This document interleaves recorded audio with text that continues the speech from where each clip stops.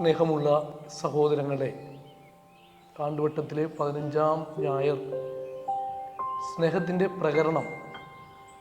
സ്നേഹം എങ്ങനെയാണ് നമ്മുടെ ജീവിതത്തിൽ പ്രാവർത്തികമാക്കേണ്ടത് എന്നുള്ള വസ്തുതയാണ് വ്യക്തമായിട്ട് സഭ നൽകുന്ന സന്ദേശം. യോഹന്നാൻ അപ്പോസ്തലൻ്റെ 1-ാം ലേഖനം 3-ാം അധ്യായം 16-18 വാക്കിലും സംസാരത്തിലുമല്ല, നമ്മുടെ പ്രവൃത്തിയിലും സത്യത്തിലുമാണ് സ്നേഹം നാം കാണിക്കേണ്ടത് എന്ന് അപ്പോസ്തലൻ പറയുന്നുണ്ട്. ഈശോ നമുക്ക് വേണ്ടി ജീവൻ ത്യജിച്ചതുപോലെ സഹോദരങ്ങൾക്ക് വേണ്ടി ജീവൻ ത്യജിച്ചുകൊണ്ട് സ്നേഹിക്കണമെന്ന് ഓർമ്മപ്പെടുത്തുന്നു. അതുപോലെ തന്നെയാണ് യാക്കോബ് അപ്പോസ്തലൻ 2-ാം അധ്യായത്തിൽ 15 മുതൽ 17 വരെയുള്ള വാക്യങ്ങളിൽ, നിന്റെ സഹോദരനോ സഹോദരിയോ ഭക്ഷണമോ വസ്ത്രമോ ഇല്ലാതെ വന്നാൽ നീ അവനോട് അല്ലെങ്കിൽ അവളോട് തീ കായുക, വിശപ്പടക്കുക എന്നൊക്കെ പറയാറുണ്ടോ? അതല്ലല്ലോ ചെയ്യേണ്ടത്. മറിച്ച് ഭക്ഷണം കൊടുക്കുക അല്ലെങ്കിൽ വസ്ത്രം കൊടുക്കുക. പ്രവൃത്തി കൂടാതെയുള്ള വിശ്വാസം അത് അതിൽ തന്നെ നിർജീവമാണ് എന്ന് ഓർമ്മപ്പെടുത്തുന്നു. അതുകൊണ്ട് തന്നെ ആയിരിക്കാം ബെനഡിക്റ്റ് പാപ്പ തൻ്റെ ആദ്യത്തെ എൻസിക്ലിക്കയിൽ ദേവസ് കാരിത്താസ് എസ്റ്റ്, ദൈവം സ്നേഹമാകുന്നു, ദൈവം സ്നേഹമാകുന്നു എന്ന് പറയുമ്പോൾ എങ്ങനെയാണ് ഈ സ്നേഹം നമ്മുടെ ജീവിതത്തിലേക്ക് പ്രാവർത്തികമാക്കേണ്ടത് എന്ന് ഇന്ന് നിയമാവർത്തന പുസ്തകത്തിൽ 30-ാം അധ്യായം 10 മുതൽ 14 വരെ വാക്യങ്ങൾ, ദൈവം നമ്മുടെ ഉള്ളിൻ്റെ ഉള്ളിലുണ്ട്, വചനമായിട്ട് നമ്മുടെ ഉള്ളിൻ്റെ ഉള്ളിലുണ്ട്. അത് പ്രവൃത്തി പദത്തിലേക്ക് കൊണ്ടുവരുവാനായിട്ട് നമുക്കുള്ള വെളിപ്പാട്, നമുക്കുള്ള വിളിയെക്കുറിച്ച് സൂചിപ്പിക്കുന്നു. ഇസ്രായേൽ ജനത്തിന്, യഹൂദ ജനത്തിന് ഏറ്റവും വലിയ നിയമം എന്താണ് എന്ന് ചോദിച്ചാൽ പഴയ നിയമഗ്രന്ഥങ്ങളിൽ പ്രകാരമാണ് പറയുന്നത്. ക്ഷമ ഇസ്രായേൽ, കേൾക്കുക ഇസ്രായേലെ, നിന്റെ ദൈവമായ കർത്താവ് ഒന്നേയുള്ളൂ. ഈ കർത്താവിനെ പൂർണ്ണ ഹൃദയത്തോടും പൂർണ്ണ ആത്മാവോടും പൂർണ്ണ മനസ്സോടും സർവശക്തിയോടും കൂടി സ്നേഹിക്കുക. ഫ്രാൻസിസ് പാപ്പ തൻ്റെ അവസാന എൻസിക്ലിക്കയിൽ ദിലെക്സിറ്റ് നോസ്, അവൻ നമ്മെ സ്നേഹിച്ചു എന്ന ഈ ലേഖനത്തിലൂടെ നമ്മെ ഓർമ്മപ്പെടുത്തുന്നത് ഈശോയുടെ സ്നേഹത്തെക്കുറിച്ചാണ്. മനുഷ്യന് വേണ്ടി മരിക്കുന്ന ദൈവത്തിൻ്റെ സ്വഭാവം അത് മുഴുവൻ വരച്ചു കാണിക്കുകയാണ്. ഈ യേശുവിൻ്റെ അടുക്കലാണ് വക്കീൽ, നിയമപണ്ഡിതൻ വന്ന് ചോദിക്കുന്നത്, എന്താണ് ഏറ്റവും പ്രധാനപ്പെട്ട, ഏറ്റവും പ്രഥമമായ കൽപ്പന? അവനോട് തന്നെ ചോദിക്കുകയാണ് യേശു, നീ എന്ത് വായിക്കുന്നു? ഉത്തരമായി അവൻ പറയുന്നു, നിന്റെ ദൈവമായ കർത്താവിനെ പൂർണ്ണ ഹൃദയത്തോടും പൂർണ്ണ ആത്മാവോടും പൂർണ്ണ മനസ്സോടും സർവശക്തിയോടും കൂടി സ്നേഹിക്കുക, നിന്നെ പോലെ നിന്റെ അയൽക്കാരനെയും. യേശു പറഞ്ഞു, നീ നന്നായി ഉത്തരം പറഞ്ഞു, നീ അത് ചെയ്യുക. അപ്പോൾ അവൻ ചോദിക്കുന്നു, തന്നെ തന്നെ നീതീകരിച്ചുകൊണ്ട്, സാധൂകരിച്ചുകൊണ്ട്, ആരാണ് എൻ്റെ അയൽക്കാരൻ?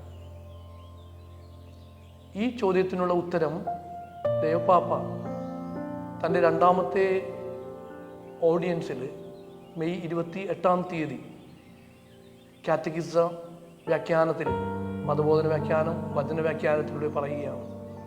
ഇവിടെ മാറ്റം വരുത്തേണ്ടത് ആരാണ് എൻ്റെ അയൽക്കാരൻ, ആരാണ് എന്നെ സ്നേഹിക്കുന്നത് എന്നല്ല, മറിച്ച് ആര് സ്നേഹിച്ചു, ആരാണ് സ്നേഹിച്ചത്. ഈ ഉപമയിലെ വലിയ ചോദ്യം ഇത് തന്നെയാണ്, ആരാണ് ഇവിടെ സ്നേഹിച്ചത്?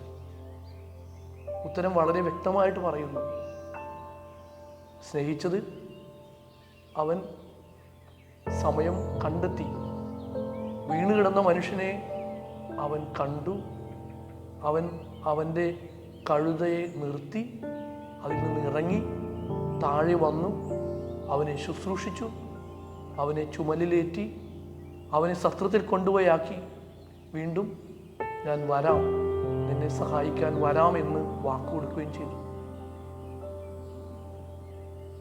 പഠിച്ച ദൈവശാസ്ത്രത്തിൻ്റെ എല്ലാ പുസ്തകങ്ങളും വായിച്ച് പദം വന്ന ആ പുരോഹിതന് അദ്ദേഹത്തിന് ആ മനുഷ്യനെ സഹായിക്കണമെന്നോ അത് തൻ്റെ തന്നെ സഹോദരനാണെന്ന് ഓർമ്മയും ഇല്ലാതെയായിപ്പോയി. അതുകൊണ്ടാണ് അവനെ കണ്ടെങ്കിലും മറ്റു വശത്തു കൂടി പോയി എന്ന് പറയുന്നത്. ലേവായനും അതുപോലെ തന്നെയാണ്. ഓരോ ദിവസവും ശുശ്രൂഷ ചെയ്യുവാനായിട്ട് പരിശ്രമിക്കുന്ന ഒരു കപ്യാർ പോലെയുള്ളൊരു മനുഷ്യൻ, ശുശ്രൂഷകൻ. അദ്ദേഹവും അതിലെ വന്നെങ്കിലും മറ്റു രീതിയിൽ കടന്നുപോയി. വിശുദ്ധ പൗലോസ്ലീഹായുടെ കൊളോസ്യർക്ക് എഴുതിയ ലേഖനം 1-ാം അധ്യായം 15-20 ഈശോയാണ് ദൈവത്തിൻ്റെ തന്നെ മുഖം, അവൻ തന്നെയാണ് ദൈവം എന്ന് പറയുകയും ആദിജാതനായ അവൻ മനുഷ്യർക്ക് മുന്നേ യാത്ര ചെയ്യുന്നവനാണ് എന്ന് ഓർമ്മപ്പെടുത്തുന്നു. ദൈവം സ്നേഹമാകുന്നെങ്കിൽ അവൻ തന്നെയാണ് മനുഷ്യനെ ആദ്യജാതനായ മനുഷ്യനെങ്കിൽ അവൻ ചെയ്തതുപോലെയാണ് നമ്മളെല്ലാവരും ജീവിക്കുവാനുള്ളത്. ക്രിസ്തുവിനെ കുറിച്ചുള്ള ഒരു ഡോക്മ തന്നെയാണ്, അല്ലെങ്കിൽ തത്വം തന്നെയാണ് ഈ ഭാഗത്തിലൂടെ അപ്പോസ്തലൻ നമ്മെ അറിയിക്കുന്നത്. ക്രിസ്തുവിൻ്റെ ജീവിതം അതെപ്രകാരമായിരുന്നു എന്ന് നമ്മെ ഓർമ്മപ്പെടുത്തുകയാണ്. മനുഷ്യന് വേണ്ടി ഒന്ന് നിന്നു. താഴെ കിടക്കുന്ന മനുഷ്യനെ,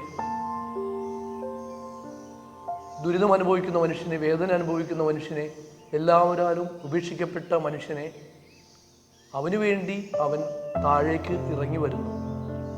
അവനെ ശുശ്രൂഷിക്കുന്നു, അവനെ തോളിലേറ്റുന്നു, അവനെ സത്രത്തിൽ കൊണ്ടുപോയി ആക്കുന്നു. വീണ്ടും തിരിച്ചു വരാം, സഹായകനെ അയക്കാം എന്ന് പറഞ്ഞുകൊണ്ട് തിരിച്ചു പോകുന്ന ഈശോ തന്നെയാണ് ഇവിടെ സമരിയക്കാരൻ. ദേവപാപ വീണ്ടും പറയുന്നത് നമുക്ക് ഉത്തേജകമാകട്ടെ, നമുക്ക് പ്രത്യേകമായിട്ട് പ്രേരണയാവട്ടെ. ജെറൂസലേമിൽ നിന്ന് ജെറീക്കോയിലേക്കുള്ള യാത്ര അതൊരു മനുഷ്യൻ്റെ യാത്രയാണ്. ജീവിതത്തിൽ ഒരുപാട് നന്മകൾ ചെയ്ത് ഒരുപാട് പ്രവർത്തികൾ ചെയ്തു പോകുന്ന ഒരു മനുഷ്യൻ ജെറീക്കോയിലെത്തുമ്പോൾ തൻ്റെ ജീവിതത്തിലെ നിസ്സഹായ അവസ്ഥയിൽ തൻ്റെ ഊർജം വറ്റിപ്പോയ നിമിഷം, താൻ എല്ലാവർക്കും വേണ്ടി വ്യയം ചെയ്ത എല്ലാ നിമിഷങ്ങളും ഇതെല്ലാം കഴിഞ്ഞിട്ട് ചണ്ടി പോലെ താഴെ എറിയപ്പെട്ട ആ മനുഷ്യൻ വീണ് കിടന്നപ്പോൾ അവനെ ശുശ്രൂഷിക്കുവാനായിട്ട് ആരാണ് അവനെ സ്നേഹിച്ചുകൊണ്ടെത്തുന്നത്? നമ്മുടെ കുടുംബങ്ങളിൽ സംഭവിക്കുന്നുണ്ട്. നമ്മുടെ മാതാപിതാക്കൾ നിസ്സഹായ അവസ്ഥയിലാകുമ്പോൾ, നമ്മുടെ സമൂഹത്തിൽ മനുഷ്യർ നിരാലംബരാകുമ്പോൾ നമുക്ക് ആ സഹോദരൻ അത് എൻ്റെ സഹോദരനാണ്, ഞാൻ അവനെ സ്നേഹിക്കാനുള്ളതാണ്, അവളെ സ്നേഹിക്കാനുള്ളതാണ് എന്ന് ചിന്തിക്കുവാനായിട്ട് സഭ നമ്മെ ഓർമ്മപ്പെടുത്തുകയാണ്. ഈ ലോകത്തിൻ്റെ ഹൃദയം അത് ക്രിസ്തുവിൻ്റെ ഹൃദയമാണ്. അത് കാണിച്ചു കൊടുക്കേണ്ടത്, ജീവിച്ച് കാണിക്കേണ്ടത് ക്രൈസ്തവരായ മാമോദിസ മുങ്ങിയ നാം ഓരോരുത്തരുമാണ്. അതിന് നമുക്കേവർക്കും സാധിക്കട്ടെ എന്ന് ആശംസിക്കുന്നു, പ്രാർത്ഥിക്കുന്നു.